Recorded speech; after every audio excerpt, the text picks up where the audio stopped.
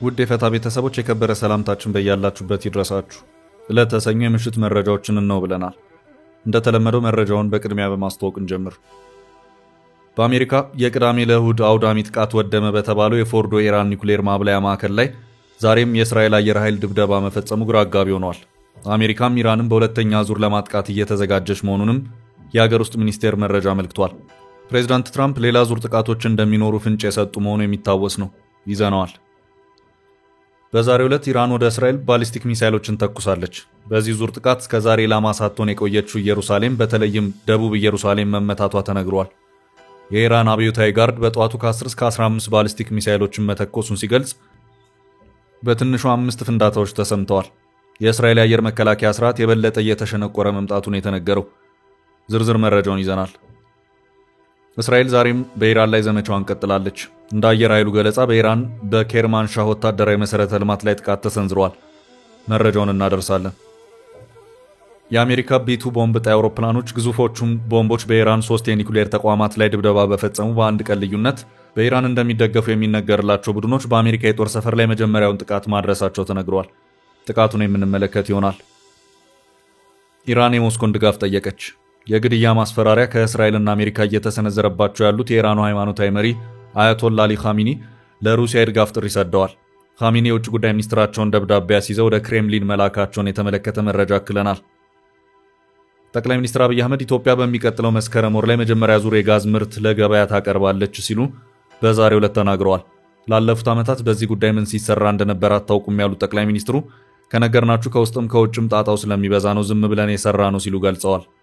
መረጃውን ይዘነዋል። በዝቋላ ገዳም ለሁለተኛ ጊዜ በተሰነዘረው የመነኮሳት ጥቃት በርካታ ገዳማውያን መገደላቸው ተሰምቷል። ይህንኑ አሳዛኝ ክስተት በተመለከተ የምናደርሳችሁ መረጃ ይኖራል። በምርጫ ቦርድ ከፓርቲነት የተሰረዘው ህወሓት ሊቀመንበር የሆኑት ደብረጽዮን ገብረ ሚካኤል ከኤርትራ ጋር የጀመርነውን ግንኙነት አጠናክረን እንቀጥላለን ብለዋል። ደብረጽዮን ገብረ ሚካኤል የፕሪቶሪያ ስምምነት ሙሉ ለሙሉ የመፍረስ አደጋ ላይ መሆኑን ገልጸው ለስምምነቱ አለመከበር የብልጽግና መንግስትና የክህደት ቡድን ሲሉ የጠሩትን አካል ተጠያቂ አድርገዋል። መረጃውን ይዘነዋል። እስከ ፍጻሜው አብራችሁን ቆዩ። የምንለቃቸው ለታይትኩ ዜናዎች እንዲደርሷችሁ ላይክ፣ ሼር፣ ሰብስክራይብ ማድረግ እንዳትረሱ።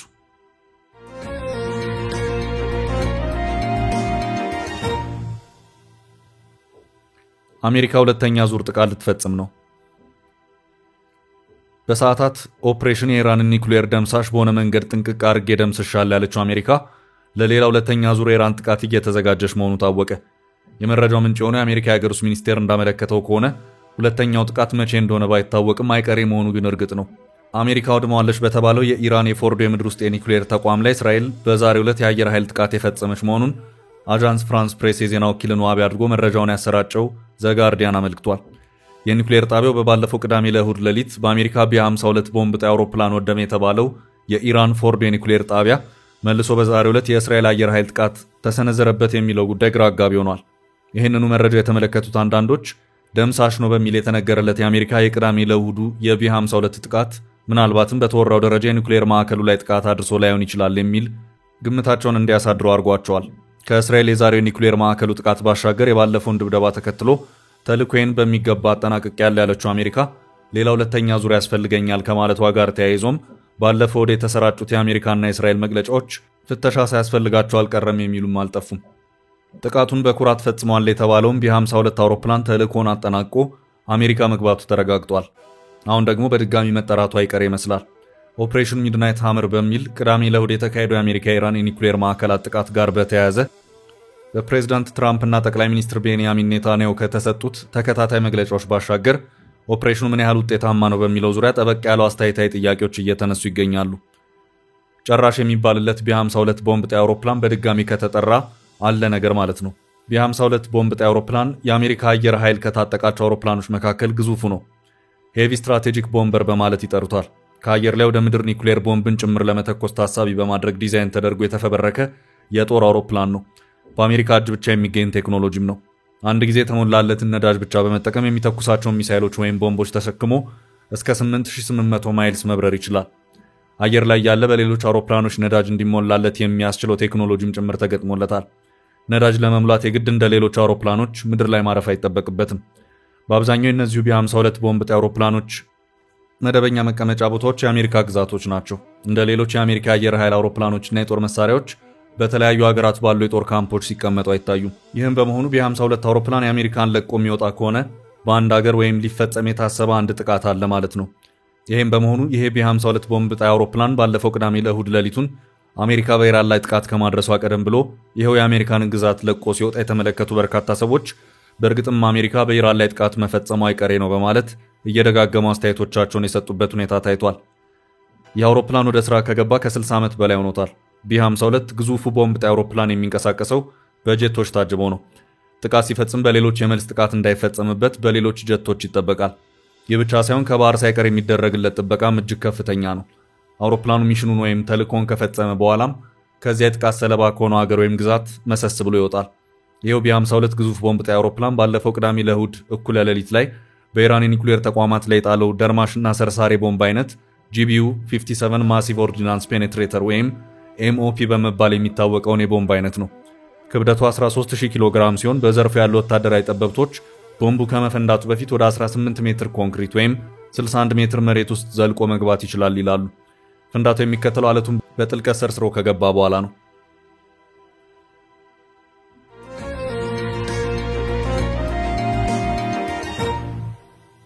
በሌላ በኩል ለመጀመሪያ ጊዜ ኢየሩሳሌም በኢራን ሚሳኤል ተመታች። የእስራኤል ሕዝብ የማያውቃቸው ወታደራዊ ተቋማት ኢላማ ተደረጉ። በዛሬው ዕለት ኢራን ወደ እስራኤል ባሊስቲክ ሚሳኤሎችን ተኩሳለች። በዚህ ዙር ጥቃት እስከ ዛሬ ኢላማ ሳትሆን የቆየችው ኢየሩሳሌም በተለይም ደቡብ ኢየሩሳሌም መመታቷ ተነግሯል። ኢራን በጠዋቱ ከ10 እስከ 15 ባሊስቲክ ሚሳኤሎችን ነው ወደ ኢየሩሳሌም የላከችው።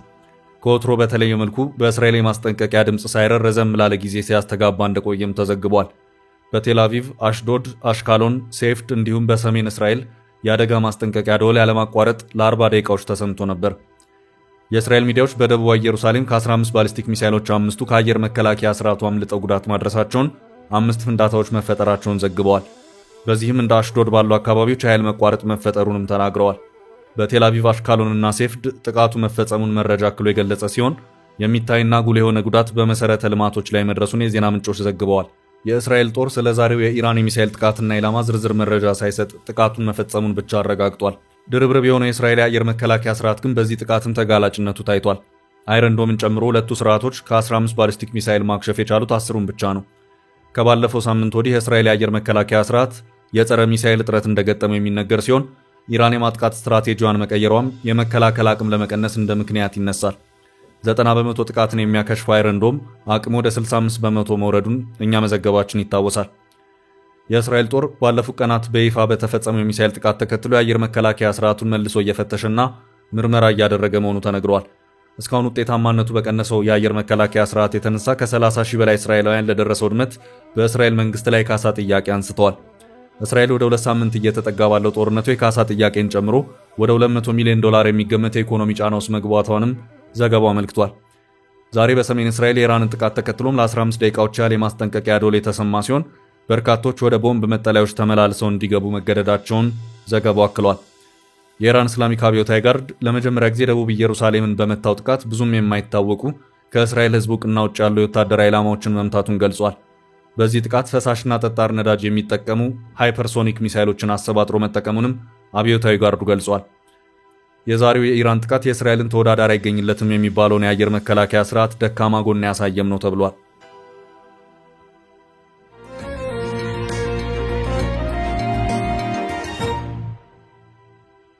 ይህ በእንዲህ እንዳለ የእስራኤል የዛሬው ጥቃት እስራኤል ዛሬም በኢራን ላይ ዘመቻዋን ቀጥላለች። እንደ አየር ኃይሉ ገለጻ በኢራን በኬርማንሻ ወታደራዊ መሰረተ ልማት ላይ ጥቃት ተሰንዝሯል። ኢራን በበኩሏ ዩናይትድ ስቴትስ ላይ በቀል እርምጃ ዛቻ ሰንዝራለች። የኢራን ጦር ማዕከላዊ ዕዝ ቃል አቀባይ ዩናይትድ ስቴትስ በድርጊቷ ከባድ መዘዝ እንደሚጠብቃት ተናግረው ለፕሬዝዳንት ዶናልድ ትራምፕ በቀጥታ ባስተላለፉት መልእክት አቶ ትራምፕ ይህንን ጦርነት ጀምረው ይሆናል፣ እኛ ግን እንጨርሰዋለን ብለዋል። በኢራንና በእስራኤል መካከል በሚካሄደው ጦርነት የዩናይትድ ስቴትስ ጣልቃ ገብነት ላይ ለመወያየት ዛሬ የኢራን የውጭ ጉዳይ ሚኒስትር አባስ አራግቺ ከሩሲያው ፕሬዝዳንት ቭላዲሚር ፑቲን ጋር ሞስኮ ውስጥ ይገናኛሉ ተብሎ ይጠበቃል። ይህ በእንዲህ እንዳለ ሩሲያ ከቻይና ጋር በመሆኑ ውጊያውን ለማስቆም በተባበሩት መንግስታት የጸጥታው ምክር ቤት የሚታይ መፍትሄ ሐሳብ ለማቅረብ አቅዳለች። እንደ ሩሲያ፣ ቻይናና ሰሜን ኮሪያ ያሉ ሀገራት የዩናይትድ ስቴትስን እርምጃ ኮንነዋል። አሜሪካ በእስራኤልና በኢራን መካከል በተፈጠረው ጦርነት ጣልቃ የገባችው ለእሁድ አጥቢያ ነበር። እንደ ፕሬዝዳንት ዶናልድ ትራምፕ ከሆነ በናታንዝ፣ ፎርዶና ኢስፋሃን የሚገኙት ሶስቱ የኢራን የኒኩሌር ማብላያ ጣቢያዎች ላይ ዩናይትድ ስቴትስ ጥቃት ሰንዝራለች። እስራኤል የኢራንን የተራቀቀ የኒኩሌር መርሃ ግብር ለማክሸፍ ከ10 ቀናት በፊት ነበር በኢራን ላይ ከፍተኛ ጥቃት የሰነዘረችው። ከዚያን ጊዜ አንስቶ በሀገሪቱ የሚገኙ ወታደራዊና የኒኩሌር ተቋማትን ደብድባለች። ኢራንም እስራኤልን በሚሳኤልና ሰው አልባ አውሮፕላኖች አጥቅታለች። እስራኤል ኢራን ካሏት ሁለት ወሳኝ የኒኩሌር ማብላያ ጣቢያዎች መሃል አንዱ የሆነውን የፎርዶ ጣቢያ ላይ ጥቃት መፈጸሟን የሀገር ውስጥ ሚዲያዎች ዘግበዋል።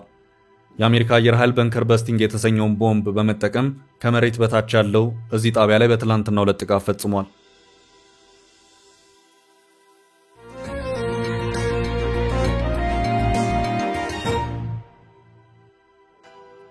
በሌላ መረጃ በመካከለኛው ምስራቅ የሚገኝ የአሜሪካ የጦር ሰፈር ተመታ። በሶሪያ በአሜሪካን ጦር ካምፕ ላይ የሞርታር ጥቃት ተፈጸመ።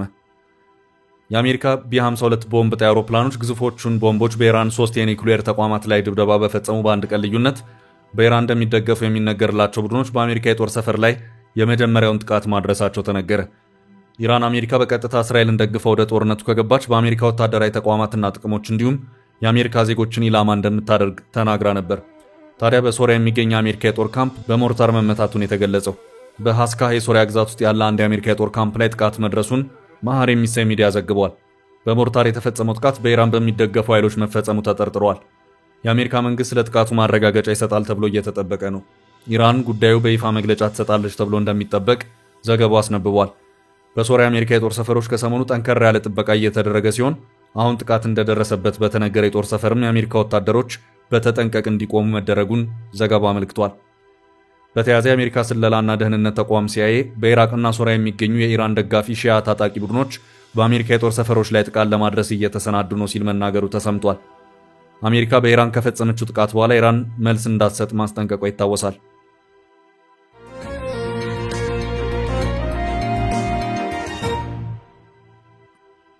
በቀጣይ ርዕስ አያቶላ ለፑቲን ደብዳቤ ሰደዱ። የኢራኑ ሃይማኖታዊ መሪ አያቶላ አሊ ኻሜኒ ከሩሲያ ድጋፍ ጥሪ አድርገዋል። ኻሜኒ የውጭ ጉዳይ ሚኒስትራቸውን ደብዳቤ አስይዘው ወደ ክሬምሊን ቤተ መንግስት ዛሬ ልከዋል። ኢራን እንደ አውሮፓ አቆጣጠር ከ1979 ወዲህ አሜሪካ በቀጥታ በቴህራን ላይ ጥቃት መፈጸሟን ተከትሎ ነው የሞስኮን እርዳታ የጠየቀችው። ኔታንያሁና ፕሬዚዳንት ትራምፕ በይፋ አያቶላ አሊ ኻሜኒን ለመግደል እየዛቱ ባለበት ቴህራን የሞስኮን ድጋፍ ተማጽናለች። ሩሲያ አሜሪካ በቀጥታ ወደ ጦርነቱ መግባት በመካከለኛው ምስራቅ ያለውን ቀውስ እንደሚያባብስ መግለጿም ይታወሳል። ሩሲያ አሜሪካን ጥቃት በይፋ ብታወግዝም ኢራንን በጦር ስለመደገፍ ያለችው ነገር የለም። ኢራን ሩሲያ ከተቃውሞ የዘለለ ድጋፍ እንድታደርግላት እንደምትሻና ይህን መሻቷን ለሞስኮ መግለጿን የታየው።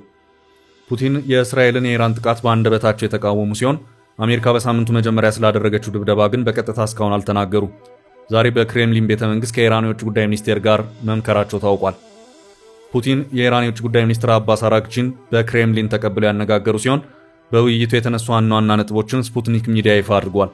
በዚህም ፑቲን በኢራን ላይ የሚሰነዘረው ጥቃት መሰረትም ሆነ ምክንያት የለውም ማለታቸውን፣ ሩሲያ ለኢራን ህዝብ ድጋፍ ለማድረግ ጥረት እንደምታደርግ መግለጻቸውን፣ እንዲሁም ቴህራን አሜሪካና እስራኤል በኢራን ላይ የሚወስዱት እርምጃ ህገወጥ እንደሆነና የመከላከል መብት እንዳላት ማስገንዘባቸውን የውጭ ጉዳይ ሚኒስትር አራግቺ መናገራቸው ተዘግቧል።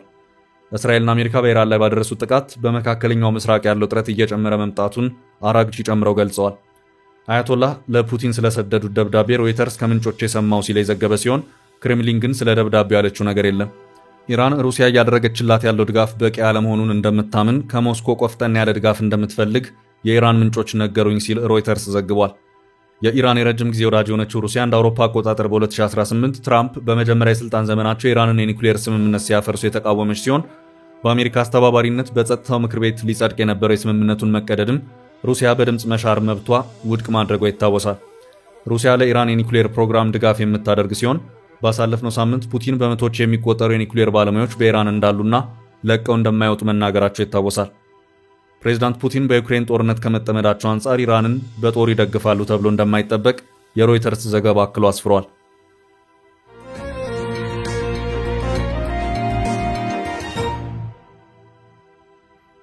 ወደ ቀጣይ መረጃ አለፍን። ጋዝ ልናቀርብ ነው። ጠቅላይ ሚኒስትር አብይ አህመድ ኢትዮጵያ በሚቀጥለው መስከረም ወር ላይ መጀመሪያ ዙር የጋዝ ምርት ለገበያ ታቀርባለች ሲሉ በዛሬው ዕለት ተናግረዋል።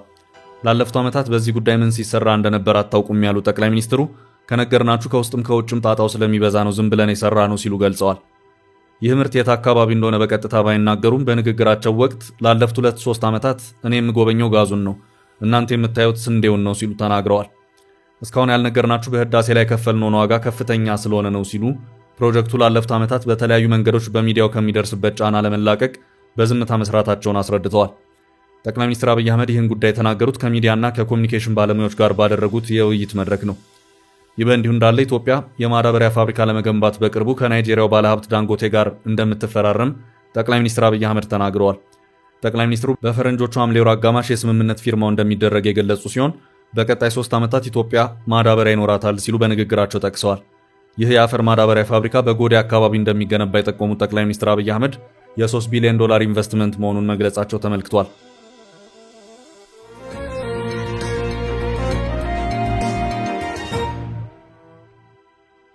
በቀጣይ መረጃ በዝቋላ ሌላ አሳዛኝ ጥቃት ተሰነዘረ። በዝቋላ ገዳም ለሁለተኛ ጊዜ በተሰነዘረው የመነኮሳት ጥቃት በርካታ ገዳማውያን መገደላቸው ተሰምቷል። ከዓመት በፊት ሰኞ የካቲት 11 ቀን 2016 ዓ.ም ታጣቂዎቹ 3 አባቶችን አግተው ወደ በረሃ ከወሰዱ በኋላ የታገቱትን ለማስለቀቅ ገዳሙ ጥረት በሚያደርግበት ወቅት የካቲት 13 ቀን 2016 ዓ.ም ተጨማሪ አባቶችን በመያዝ ግድያ መፈጸሙን ቤተክርስቲያኗ ማስታወቋ አይዘነጋም። በትናንትናው ዕለት በተሰነዘረ ሌላ ጥቃት በርካታ ገዳማውያን መገደላቸውን የቤተክርስቲያኗ የመረጃ ምንጮች ዘግበዋል። በዝቋላ ደብረ ከዋክብት አቡነ ገብረ መንፈስ ቅዱስ ገዳም ቁጥራቸው ያልታወቀ በዋሻ የሚኖሩ መነኮሳት በታጣቂዎች መገደላቸው ነው የተገለጸው። በኦሮሚያ ክልል ምስራቅ ሸዋ ዞን ውስጥ በሚገኘው በዝቋላ ደብረ ከዋክብት አቡነ ገብረ መንፈስ ቅዱስ ገዳም የሚኖሩ መነኮሳት ሰኔ 15 2017 ዓ.ም በታጣቂዎች የተገደሉ ሲሆን የተወሰኑ ታፍነው መወሰዳቸውን ገዳሙን ዋቢ በማድረግ ማህበረ ቅዱሳን ሚዲያ ዘግቧል። ስለተገደሉና ታፍነው ስለተወሰዱ መነኮሳት ቁጥርና ዝርዝር ጉዳይ አጣርተን መረጃ የምንሰጥ ይሆናል ሲል የቤተ ክርስቲያኗ ዘጋቢ አጽንኦት ሰጥቷል።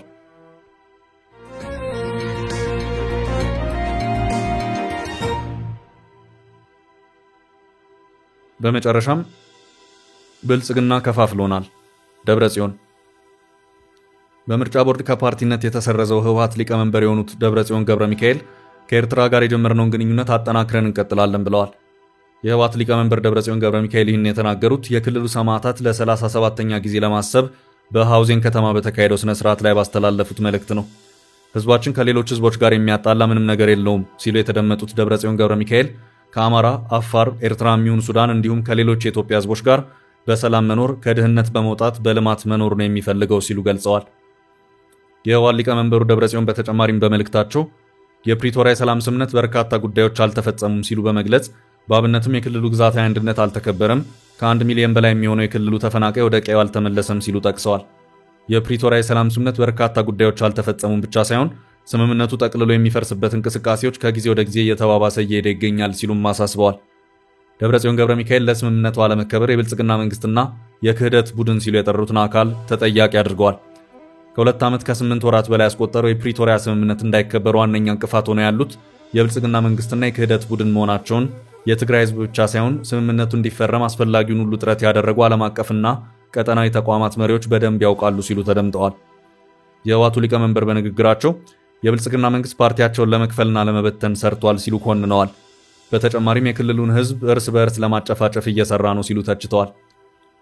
በተያያዘም ባለፈው ሳምንት አጋማሽ ከፖለቲካ ፓርቲ አመራሮች ጋር ውይይት ያደረጉት ጠቅላይ ሚኒስትር አብይ አህመድ በትግራይ ያለውን ከህገ መንግስት ያፈነገጠ አካሄድ ስለማናቅ አይደለም ዝም ያልነው ሲሉ መናገራቸው ይታወሳል። ጠቅላይ ሚኒስትር አብይ የዛሬ 5 እና 4 ዓመት የነበረን የውጊያ አቅም ቴክኖሎጂ ትንሽ ይለያያል፣ በተቻለ መጠን ውጊያ ብናስቀር ይሻላል ሲሉ ማሳሰባቸው አይዘነጋም። ቻችን ለዛሬ ያዝንላችሁ ርዕሰ ጉዳዮች እዚህ ላይ ቋጨን። ላይክ፣ ሼር እና ኮሜንት በማድረግ ለቻናላችን ድጋፋችሁን መግለጽ እንዳትዘነጉ እያልን ከሌሎች መረጃዎች ጋር ደግመን እስክንገናኝ ቸር ያሰማን ስንል ተሰናበትን።